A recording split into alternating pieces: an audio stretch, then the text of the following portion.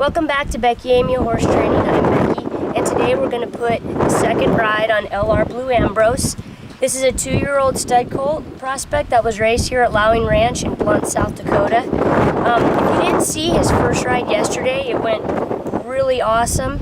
I will link that video below in the description box. If you haven't subscribed to my channel yet, do so and hit the like button and comment below on what I'm doing in my video and ask questions and talk to each other. This colt has already had his groundwork done today. I've already warmed him up, so we're going to get on and ride and try to improve and add new skills to what we did yesterday. I encourage everybody to have a solid groundwork program with their horses. Groundwork isn't just for broke colts.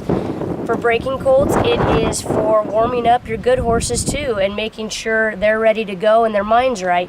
I have a solid groundwork regimen I use on my seasoned barrel horse to get her mind right to go perform. So I think everybody ought to have something. So this guy's already done that today, and we're gonna go get on him and ride him, and I'm gonna talk you through what I do on a second ride and what I add to his skills. Thanks for watching. Okay, I'm really sorry about that wind background noise. I just can't do anything about it in the audio mixing room for where I edit these videos, and so it is what it is, and I try my best just to stay out of the wind as much as I can when I'm videoing like this. Now, I really like the way this colt followed me over when I brought my mounting block there over to him, and now as you can see, I am without my helper today, and this is usually how it goes for me when I am starting colts. I have JD there the first day, and then the second day I let him know, hey, I'm putting the second ride on this horse, and he's kind of around. He's usually pretty close by just in case I need him for something, and in this case he's behind the camera. So as I go back and forth mounting and dismounting and practicing that with this horse, I want to point out something that happened here that I made a really big mistake, and you can see it right there. And fortunately, this stud colt is very, very forgiving. Now, had I been on something that wasn't or hadn't had the ground experience that this guy did, you know, that could have ended up with being kicked or being drugged or foot stuck in the stirrup. So, you know, that kind of stuff happens, and I have to be more aware and a little less relaxed about this guy, even though he's been as good as he has been, because accidents can still happen. Now, I try to mount and dismount as many times as I can, usually 3 on both sides, and heck, we go into the second ride now, and this guy has already been mounted and dismounted, 12 times now in just 2 rides. And so another thing I want to point out here is that the microphone or little Bluetooth thing that you see on the side of my face, that is my Bluetooth for my cell phone. I have my cell phone in my pocket, and I always try to err on the side of safety, have something just in case I need to call JD and say, hey, I'm laying here in the round pen, or I'm laying in the arena, or I'm out in the pasture and whatnot. And I try to always have that on me at all times. So I am going to go through all these videos pretending as if nobody was there with me, and keep my regular equipment on me just like I would if I were alone.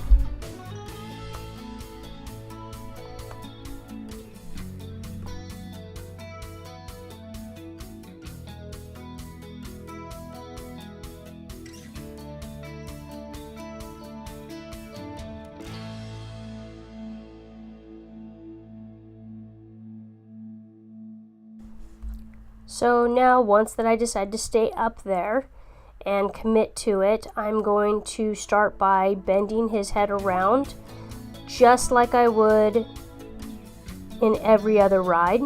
And now I want to point something out here too, that I always do the right side first with this exercise, and here's the reason why. Is in the event that this horse decides that there's something wrong, he's not going to be responsive, he doesn't want this to happen, he's going to overreact, and he decides to rear, the direction that he's going to go up in the air is going to make it easier for me to dismount off of him on the side that I'm most comfortable dismounting on. So anytime I do something brand new with the face with a horse, whether it's a new bit, a new piece of equipment, and I'm getting them adjusted to it, I always go to the right first, because if they're gonna rear, they're generally gonna rear up, and it's gonna end up kicking me off the direction to the left side, and that's the side I'm comfortable dismounting on. It's the side that most of us are all comfortable dismounting on. And so that's just another safety feature for why I do it that way. And now he's walking off pretty nice for me, and in the event he didn't walk off nice for me, you know, this is when I would have JD there just to remind him, hey, you need to go forward. But this guy wants to be pretty compliant and figure it out for me, and so we're going to start out at a walk, and I'm going to go through bending him around again, practicing the emergency stop.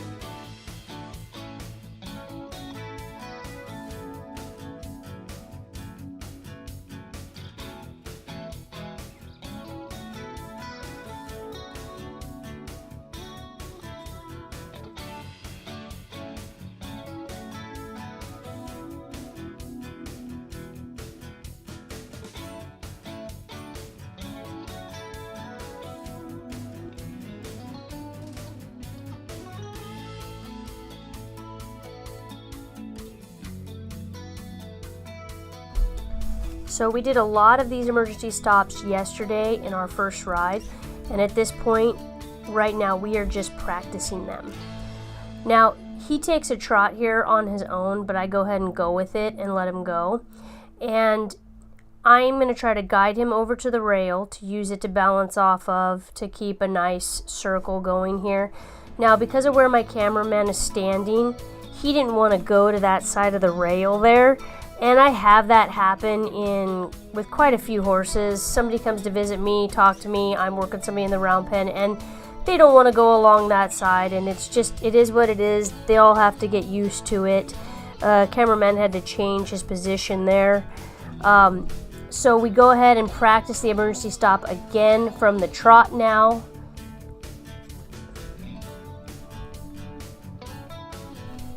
I want to point out here how I'm posting along with him, posting with the correct diagonal. I am rising when that front right foot hits the ground, and I'm elevated up off his back. And if you missed the reason why in yesterday's ride, it's because that this is the fastest, easiest way I can get in timing with this horse to set him up to pick up the correct lead. And the trot is a 2-beat gait, so 1, 2, 1, 2, or up, down, and I want to be up in the air when that inside front foot is on the ground.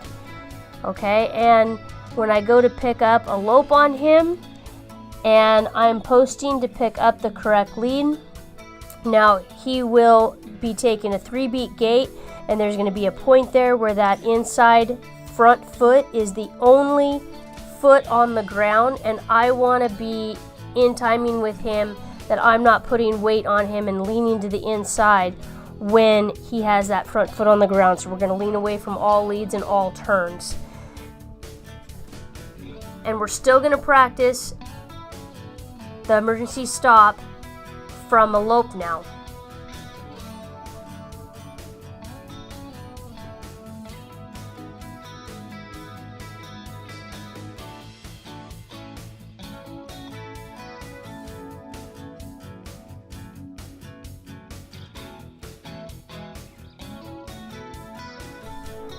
So far this colt has already picked up both leads for me correctly. He's bending around softly.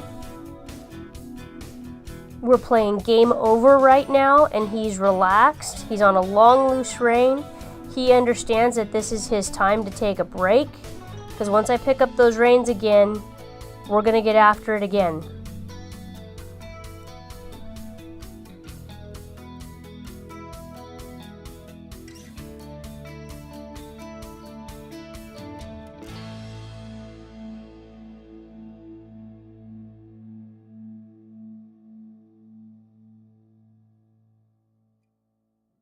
So as we go around here, kind of taking a little break, I'm going to take this opportunity to work on a turn on the forehand.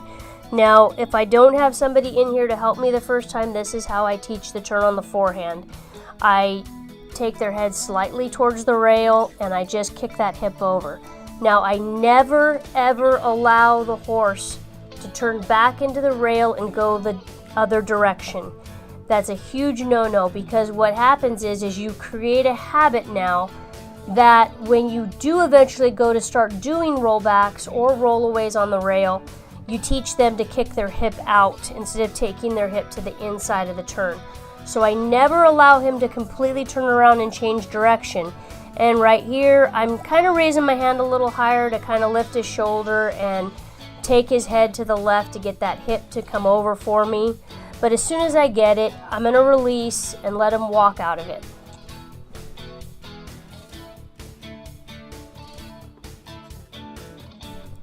So this is where the lateral work truly begins. And if you've watched my video on my bit that I used to start Colts, I will link that in the description box if you haven't watched it yet. This is a solid mouthpiece. And I've had people say, well, how do you get the lateral work with a solid mouthpiece? They think you have to have a broken mouthpiece. And clearly I'm getting lateral work on a second ride colt in a solid mouthpiece. And now I'm not going to drill on that turn on the forehand too much. I'm going to move him out a little bit, get him going forward again, take his mind off that, pick him up in a lope. We're going to start getting after it again.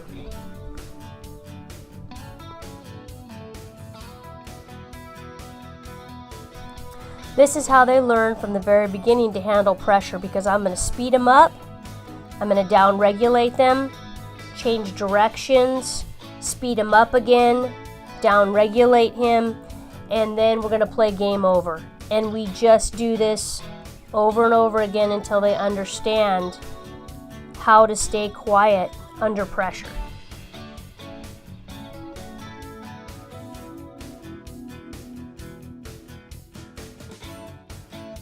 So now I'm going to start my turn on the forehand on the right. And again, I'm not going to allow him to turn around and go back the other direction, because I want him to continue to take that hip over, and eventually this is going to turn into a side pass maneuver. So take my inside rein up towards my left shoulder, take my right leg back, push the hip over. If he doesn't quite get it, it's okay. We keep walking forward. He doesn't understand right here. That's okay. I'm fine with that. We'll get it. Take his head, push the hip over, and I have to release and pet and rub so that he understands that what he did was correct. I just have to look for the try at this point. And right here, what happened, he had gotten his tongue over the bit, and that's one of the reasons he was having a problem. So here again, this is a very forgiving horse that allows me to make mistakes, and there aren't terrible repercussions for making those mistakes. Now, had I could not take his head around like I've been practicing since his first ride yesterday, I wouldn't have been able to reach down to his head like I did and adjust the bit like I did. But we've worked through all that, and this horse didn't care if I touched his face. And I've been on horses before that I couldn't reach down and touch their face like that, and so I'd have been in a world of hurt had I been on something that wouldn't have allowed me to bend his head around and fix his bit for him. And I'm really sorry about that edit clip that we just went through there. My cameraman had to change positions there for a second. I'm trying to do these all edit free so you get the entire ride and you don't miss a thing. So like I said, I'm sorry about that. But we're going to go ahead and take a lope here again and kind of get him going forward as fast as we can. Get him moving out. And now what I'm going to do here is I'm going to start doing drop to the trot lead changes, okay? But first I'm going to do these drop to the trot, circle at the trot, and then pick up our lope again. So this is going to practice picking up that correct lead over and over and over again. And we're getting a smaller trot circle now. So this is working in lots of different ways. So now we're putting in a trot circle that's approximately half the size of the round pen. So we're looking at a 25-foot trot circle. this is how we start to get nice round circles right here. And because it's too small of a circle to actually try to lope it just yet, that's one reason I break him down to a trot to do it. And then always finish by down regulating him, bending his head around, stopping him, letting him rest. In this case, I'm going to let him play game over just a little bit, let him walk and relax. You know, this is why people have problems with horses getting too fired up, and they stay fired up, is because they don't know how to teach them how to down regulate. So as long as you keep on putting the pressure on, adding speed, and then backing off like this and teaching them that it's okay to walk around and be relaxed, we're going to have a nice quiet individual here.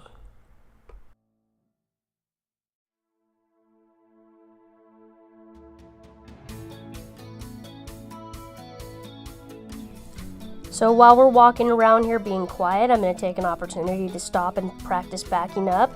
And he doesn't entirely understand what I'm asking for. There's some resistance. You see a little bit of head shake. You see a little bit of mouth gapping.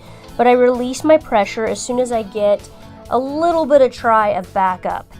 And, you know, another thing that I want to show here is that, you know, there's always things that we can be working on when we're allowing our horses to rest.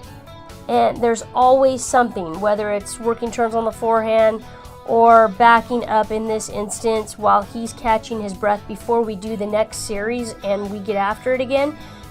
He's always working and doing something at some point, and you know, as long as I keep everything fresh and new and challenging, he doesn't get bored and he doesn't get mad, he doesn't get anxious, he doesn't get pissy. And again, I'm developing his mind as much as I'm developing his body.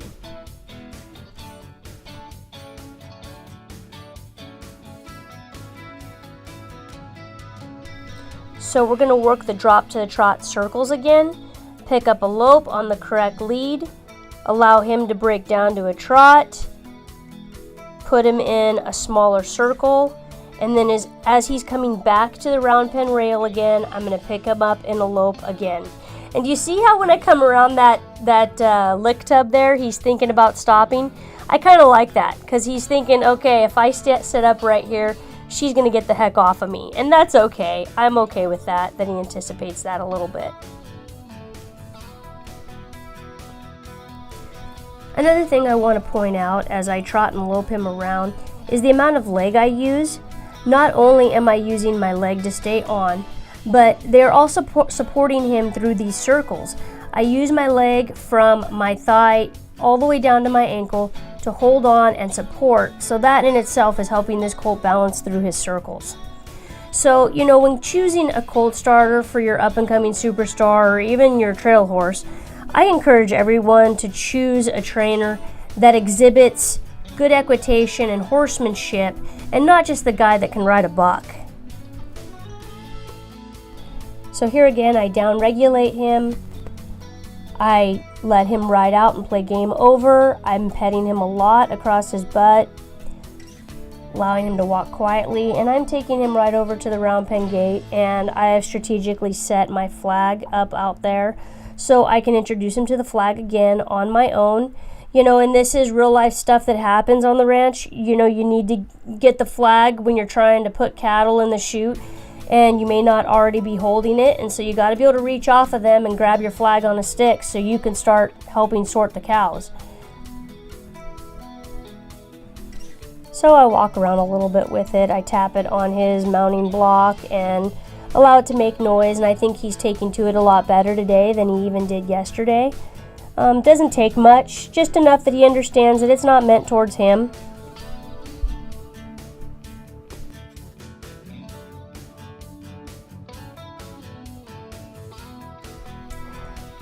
So we head back over to the gate to leave my flag and pick up the rope, and I took the opportunity here to practice backing up again, and I got a few more steps, so not too bad. So I have to confess here, picking a rope up and smacking it on my leg like this on a colt used to really scare the heck out of me. And now that I'm getting it out of the way and done, in the first couple of rides has really taken my confidence with it to the next level. I've never claimed to be a roper. I'm not a roper, but I do have to get these horses prepared for the next guy in line who is probably going to use a rope off of them. So I try to get everybody used to one from day one and do it with them in their groundwork so that they're prepared for it, so they can have an experience like this in their first couple of rides. And all I do is swing it around them, throw it off of them. Sometimes I'll walk around and let it drag behind them. Just some of the basic things. I'm not going to ask him to drag something really heavy. I don't want to injure him. But I will get him used to having that feel of that rope come across his butt and be slapped on him. And hopefully he'll understand that it's not about him, it's just about the rope and whatever we're trying to rope.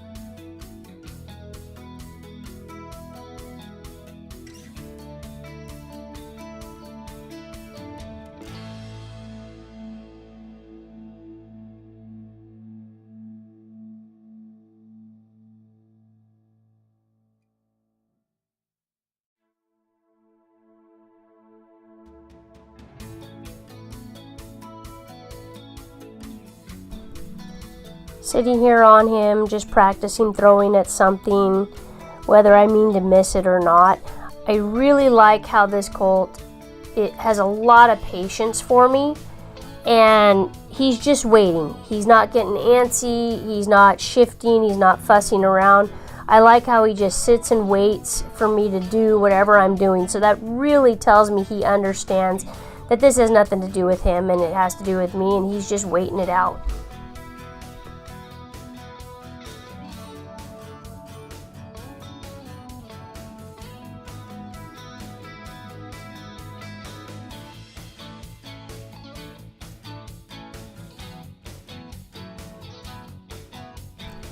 When I finally get serious and I actually catch it, I slide it over to me. He's perfectly fine with it coming towards him.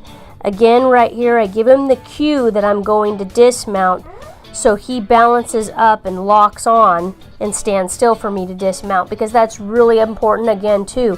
Folks that struggle getting up on a horse are also going to struggle getting down off of a horse.